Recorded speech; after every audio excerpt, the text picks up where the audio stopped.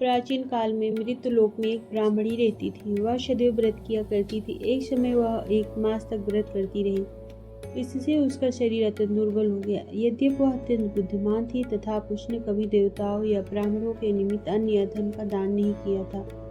इससे भगवान ने सोचा कि ब्राह्मणी ने व्रत आदि से अपना शरीर शुद्ध कर लिया है, अब इसे विष्णु लोक तो मिल ही जाएगा। परंतु इसने कभी अन्न का दान नहीं किया, इससे इसकी तृप्ति होना कठिन है। भगवान ने ऐसा सोचकर भिखारी के वेश में मृतलोक में उस ब्राह्मणी के पास गए और उससे भिक्षा मांगी। वह ब्राह्मणी बोली, महाराज किस लिए आए हो? भगवान ने कहा, मुझे भिक्षा चाहिए। इस पर उसने एक मिट्टी का ढेला भगवान के भिक्षा पात्र में डाल दिया। उसे लेकर भगवान स्वर्ग में लौट आए। कुछ समय बाद ब्राह्मणी भी शरीर त्याग कर स्वर्ग में आ गई। उस समय ब्राह्मणी का मिट्टी का दान करने से स्वर्ग में सुंदर महल मिला, परंतु उसने अपने घर को अन्नादि सब सामग्रियों से शून्य पाया।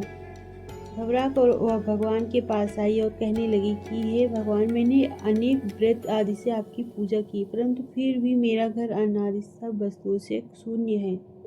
इसका क्या कारण है? इस पर भगवान ने कहा, पहले तुम अपने घर जाओ।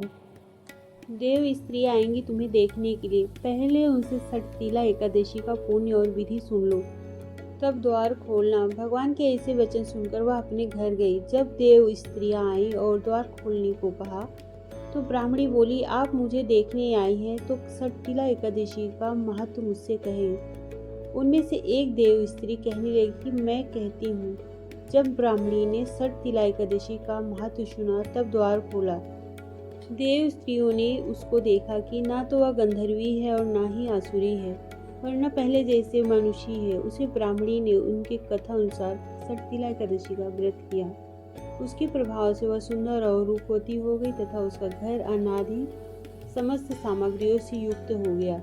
अतः मनुष्यों को मूर्खता त्याग कर षटतिला एकादशी का व्रत और लोभ न करके तिलादि का दान करना चाहिए। इससे दुर्भाग्य, दारिद्रता तथा अनेक प्रकार के कष्ट दूर होकर मोक्ष की प्राप्ति होती है।